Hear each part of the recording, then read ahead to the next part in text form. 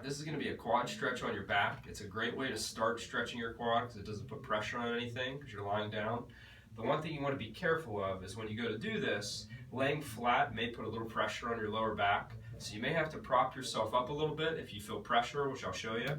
So you're going to need something that's rope-like, a dog leash, an old belt.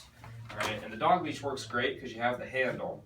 So I'm just going to, you see I have this one already set up, but basically I just take one end and feed it through the loop of the dog leash or belt. And I can create this little bit of a slip tie on my foot. Now this is a good one to do on the edge of your bed. You can also do this on the edge of the couch. It's okay if my foot touches the floor because I can just slide it if I have a sock on. So as I lay down here, I'm going to get right to the edge of this table like I would in my bed, and I'll keep my opposite knee bent, and I'll use this to lower my leg down. Now first thing I want to make sure I do is I want to keep a little tension in my stomach, flattening my back into the surface I'm lying on, because if I don't do that, my back is going to want to arch up and it's going to probably give me some back pain. So first thing is tension in the stomach. I keep that as I start to slowly drop the leg down off the side. I try to make sure that my foot isn't angling out to the side, or I'm not close to the edge and my knee is angling out. So I want to get as close to the edge as I can safely, keeping my knee tucked close to the edge of the bed or table.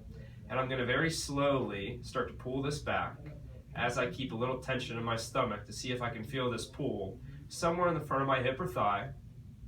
I may start off just rocking in and out of that stretch. As I start to feel okay with it, I may add a longer hold. Usually I start off with people just rocking in and out 10 to 15 times. If that feels okay the next time they go to do it, they may hold each one for 5 to 10 seconds. If I'm getting lower back pain, most people's bed doesn't do this, but if you can have yourself maybe seated up against the headboard where you're propped up, raising yourself up just a little bit will relieve a lot of pressure on your lower back and still allow you to feel the stretch. Now the other side of this is after I've done this stretch, to make sure my back doesn't get so tight and uncomfortable, I may bring the foot up onto the bed and pull my toe up to feel a little bit of a calf stretch, straightening my knee, and then I can even take this right up into a stretch on the hamstring. So a lot of times I'll pair these two together just because as I'm doing the quad stretch, as much as I'm pulling here, I may start to get a little discomfort in my back that will be alleviated by bringing this leg up towards me.